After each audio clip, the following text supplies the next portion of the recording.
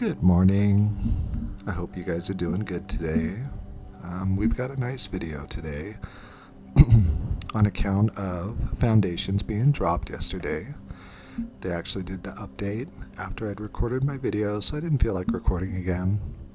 But today, I wanted to take a chance, an opportunity really, to kind of go over some of the cards in this set that stood out to me and really just kind of give my observations on the set. I feel like Wizards did something really right here. And I'll explain why as I'm going through these cards. You see, with all the wacky stuff that's been going on in Magic, when they were saying that they were going to come out with a set, that was like a beginner set for people who'd never played before. You know, it seemed like it might be kind of boring, might be, just kind of same lame old stuff. But as I've gotten to looking through these cards, they've done such a great job of kind of encapsulating what every color is about and giving new players a chance to see just kind of what the game's all about and what they can expect, when picking their favorite colors or whatever. So I'm going to be going through each color down to the rarities because I feel like there's an interesting little pattern that I saw.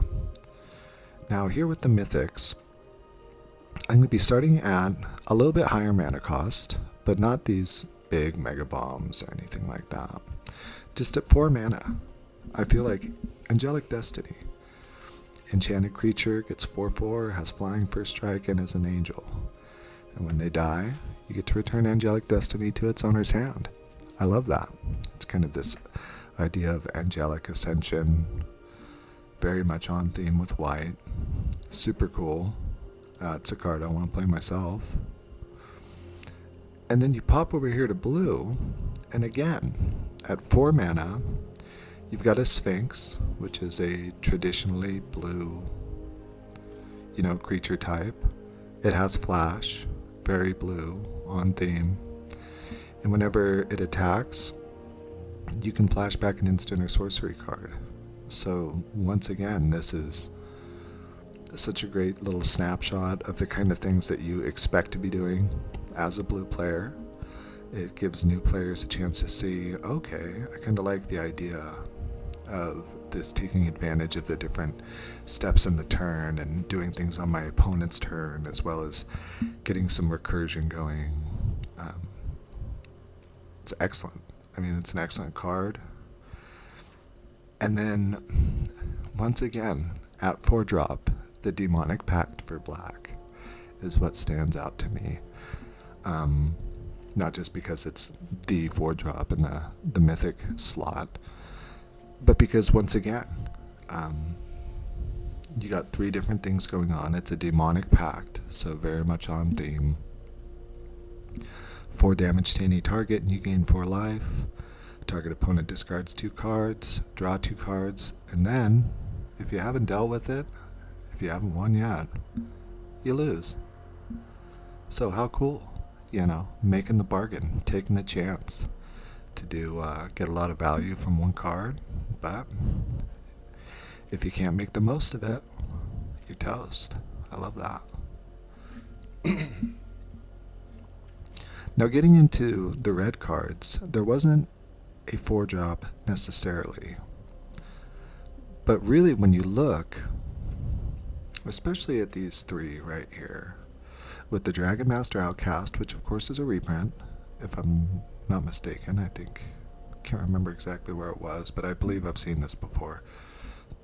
Making your dragons, and then the epic Twin Flame Tyrant, right of the dragon collar. I mean, and then of course Chandra. So once again, just looking at these cards, if we were to even use Dragon Master Outcast as an example, you get a very good idea of what you're going to be doing as a red player. There's pretty much there's no mystery here. You're going to be burning stuff up. You're going to be dropping big monsters. You're going to be dropping big dragons specifically, which is just so iconic for the color. And I just love it. I just love that sequence that they got there going there with these mythics. And then really with the green, Vizier of the Menagerie. What other card can you think of that sort of encapsulates everything you're doing with green? I mean, green's all about big, beastie monster creatures. I mean, he comes out, he's a monster man himself, he's a snake. And then you're just dropping creatures like crazy. I love it. So, as far as the mythics go, I feel like they hit some home runs with all those cards that I just showed off, 100% playable. A lot of them I'm sure we'll see play in Standard, as well as other formats, of course. It's kind of why I'm avoiding the bigger mana cost cards, because a lot of those they're gonna see play, but you're gonna see play in other formats. Now moving into the rares, Wildborn Preserver. Okay, outside of it having flash, which isn't generally a green ability, you're getting a little bit of spillover from maybe something like blue. Reach, and whenever another non-human creature enters the battlefield, you can pay X and put X 1/1 counters on that creature. I mean, putting 1/1 counters, it doesn't count if they're humans. I mean, so you're looking for like beasts, monsters, super on theme with what green is going to be doing. For new players, this looks like a bomb, and it is. I mean, you open this as a brand new player who's already leaning towards green, and you're stoked. I mean, this is something you want to build. This is something you want to build around. Low mana cost, easy to get out on the board, definitely going to see play. I honestly believe it, especially with doubling season in Standard. I mean, come on. You can't go wrong with that. Now, moving on to red, Seer Slicer Goblin. Beginning of your end step, if you attack this turn, make a goblin. What's more iconic for red than goblins, making goblins, coming over, being aggressive? The artwork is great. I just think it's on theme. I mean, look at the artwork on that token. How cool is that? So yeah, I mean, if I'm a new player, I open this. I like goblins. I like the idea of being aggro. I love this card. And getting into black. No Priest of Oblivion. I mean, here you have this whole series of these 2-drops, color specific, and they just resonate to me what these colors do. Lifelink, Menace, and then if you want to dump some extra mana into it, you're bringing stuff back from the graveyard. How perfect is that? And once again, the artwork, really through this entire set, is just fantastic. I mean, how cool is that?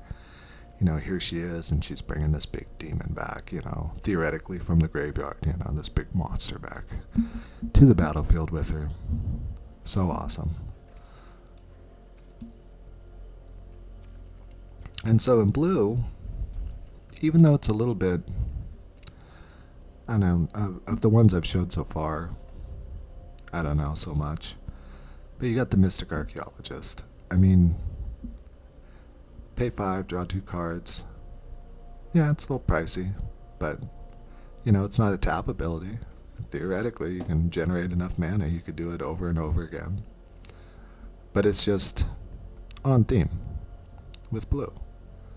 I mean, she's just, she's a wizard. What can you do? What more can you ask for? Blue isn't necessarily known for high impact creatures, but they are known for drawing cards, and so this fits right into that. And then, to what might actually be my favorite of this whole sequence of cards, and I don't know why, is the Charming Prince. First off, you get a number of super useful on-enter abilities. enter the battlefield effects with white. They have them in other colors too, but white is really known for it, being able to bounce things in and out to get those enter the battlefield effects. It's just fantastic. And when you're a new player looking at a fantasy setting, I would say, not to be insulting, a generic fantasy setting, kind of how Magic is, where you have your typical archetypes and then of course their own lore and so on and so forth, but by and large it's sort of a generic setting. Charming Prince, I mean, what's more perfect than that? How good is that? That's a great card, you know. So yeah, as far as that's kind of like my 2-drop, what would you call it, run of cards from this set that really impressed me when I was looking through it today after I got off work, just kind of deciding what I wanted to highlight in this video. I mean, I just realized, like, the people at Wizards really planned this set out fantastic, because all these cards are playable. They really are. I mean, you can argue maybe that blue wizard not so much, but I mean, she's a wizard, so I mean, if you end up going down that route, you know, who knows? She might see some play in a format or two. You never know.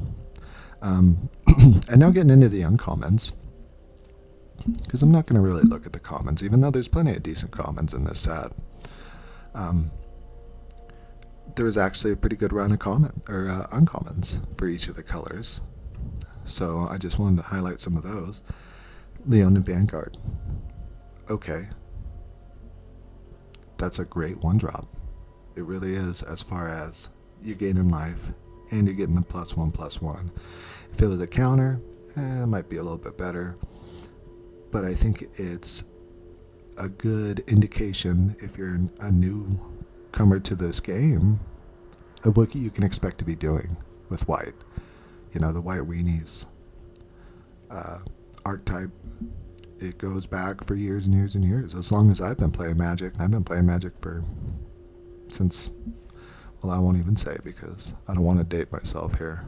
But now moving into blue, Spectral Sailor. Wow. You know, I was just talking about how blue doesn't have a lot of high impact cards, high impact creatures necessarily, but Spectral Sailor is a solid 1-drop, and I'm talking like super solid. Flash, flying, and later down the road, if you need to, dump some mana into it, draw a card. What great utility on an uncommon, and it's a pirate, and it's a spirit, and there's plenty of things that are going to synergize with that all the way across the board. So that's just an awesome little creature right there. I like that. It made me really happy to see that guy when I was looking through. Now, I hate to say it, because really reassembling Skeleton could very well be in this slot as far as your kind of iconic black creatures. It's a card we've seen before. We all know it. We all love it.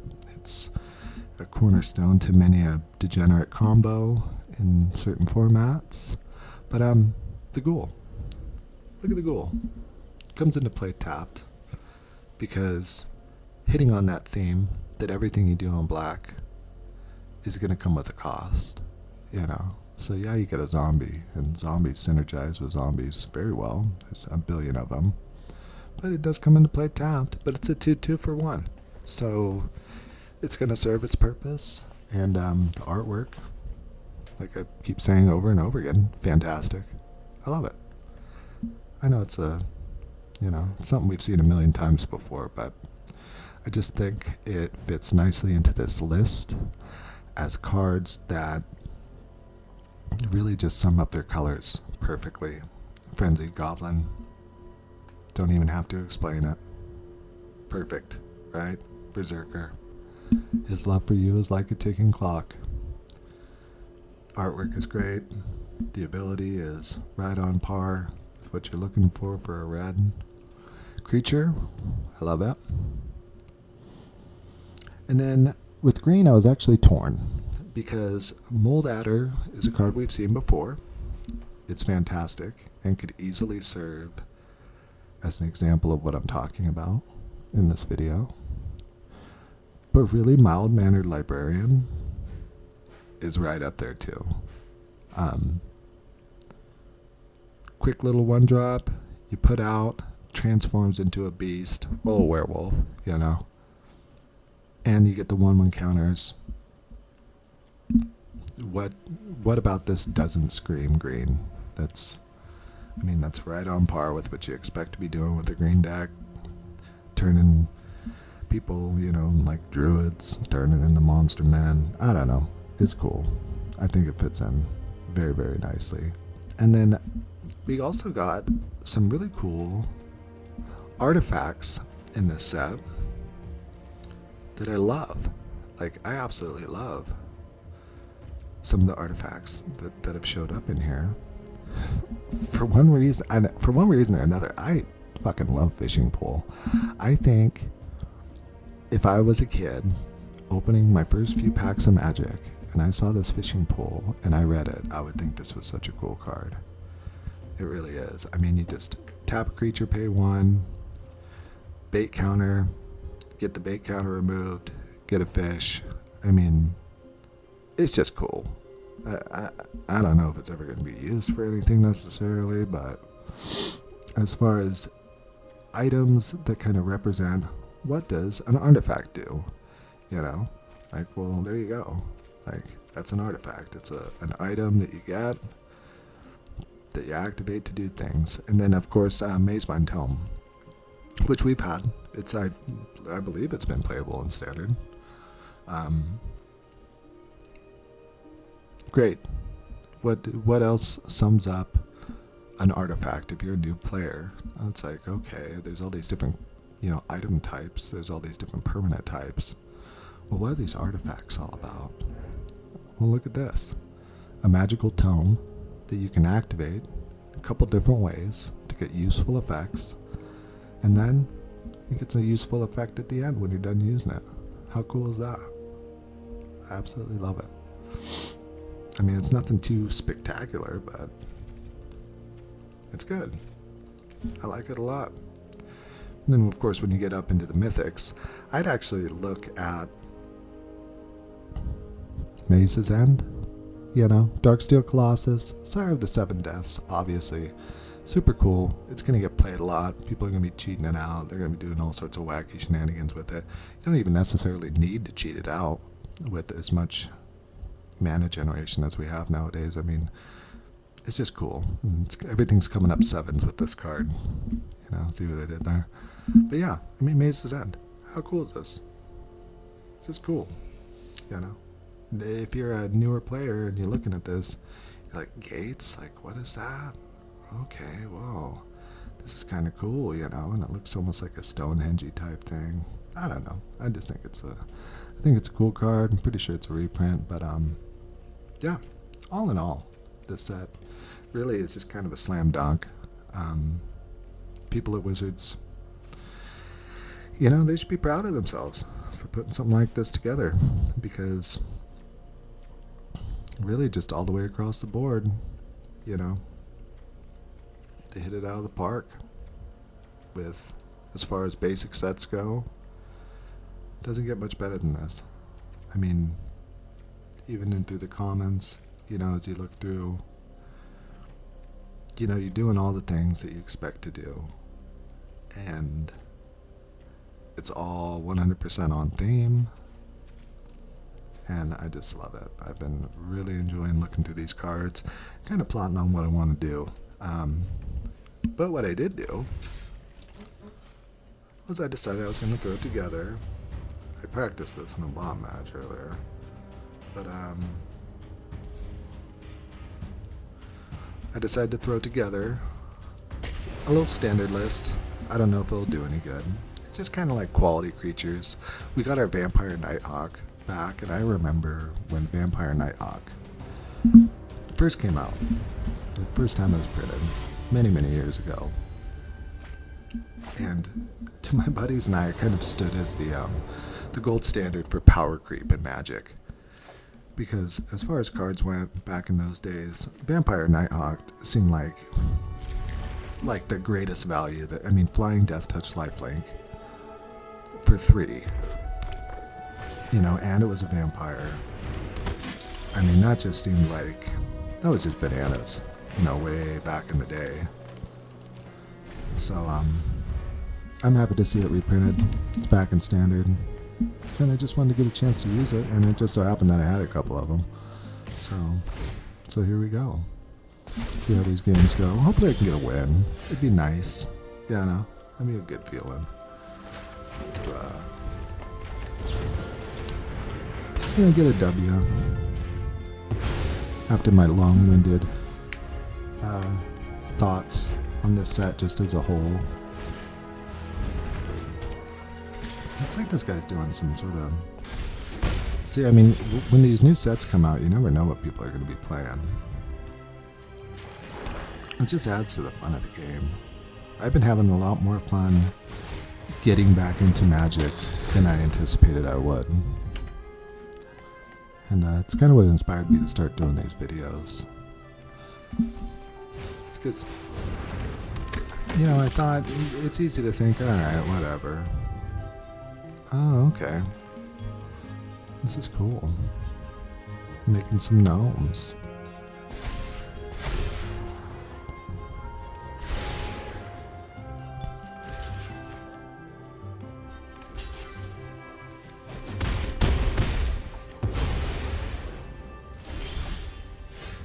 Cool. Well, I'll shut up for a minute. Because I kind of want to think about what I'm doing here. I don't necessarily have to, though. I've got two of my Assassin's trophies in hand. So let's, what I'll do is I'll draw first. See if I can't draw into some other piece of removal than Assassin's trophy. No. Alright, well, we gotta get rid of you. Sorry. I feel like a smart move to do here would just be to swing over, because I'm gonna get that lifelink.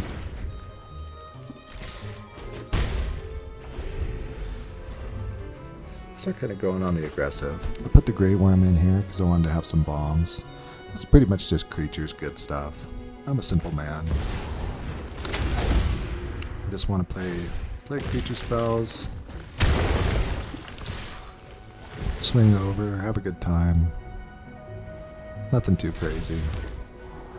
A couple pieces of removal. He's got a fun little artifact gnome, kind of synergistic thing going on here. I love it. I love this guy's deck. I'd shake his hand if I could. Or maybe her hand. I'd shake their hand. Let's say that. That's the politically correct phrasing. Swing over. So let's drop him down. Why not? Let's get another Nighthawk going. I'll set up my board a little bit. I haven't seen much removal from him. If any.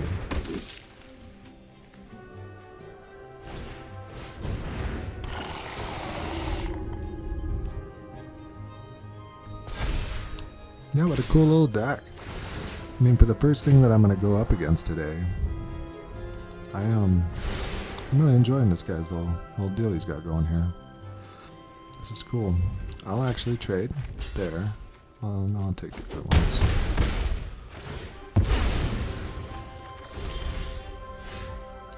Just because I'll be able to get him back. Now I can... Yes, I can impend the Overlord and then still get my draw. Should I do that? He might have some trick. Ooh. So maybe what I'll do... That's what I'll do. So I'll swing.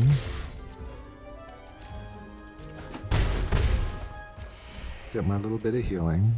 I'll impend the Overlord. Get my land. And I'll just drop him as a creature. And I'll let the other guy drop off. That's fine.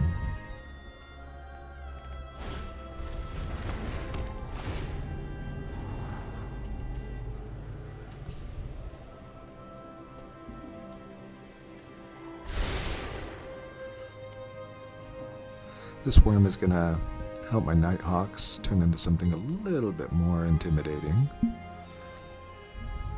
Assuming my opponent doesn't have a lot of spot removal.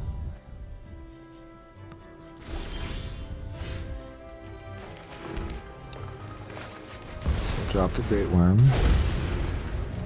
Swing over with the Nighthawks. They'll get beefy.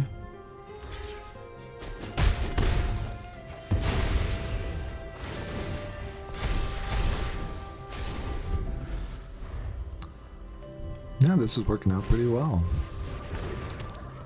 Might actually play another game after this one. Or maybe I'll just call it good after this.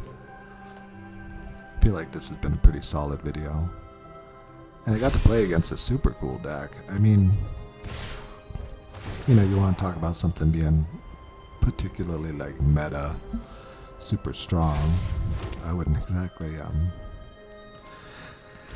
exactly rank this deck that I'm playing against as that. But it is cool. And I do like that he's trying something different, you know? He's not just playing some busted, ridiculous net deck combo or something. So I gotta give my hat off to him on this one. Worm does have trample. I suppose I could swing over with that. Why not? Let's go big.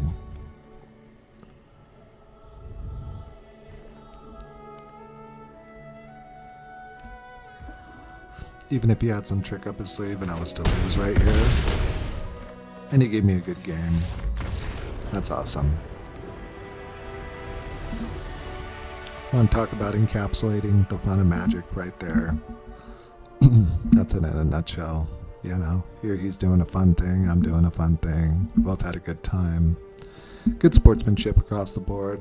I absolutely love it. So yeah, final thoughts. Love the new set. Great job, Wizards. Keep it up. Hopefully the stuff moving forward into the future is just as good. All right, everybody. I appreciate your time. Thanks for watching. This has kind of been a little bit different of a video. I never asked this, but if you could ever, you know, maybe drop a like and definitely subscribe if you end up watching this, I'd really appreciate it. I've just started doing this and been playing Magic for my entire life. I'm in my 40s now. So I got a little bit of knowledge and I try to put out videos regularly. One way or another. Hope you have a great day. Talk to you soon. Peace.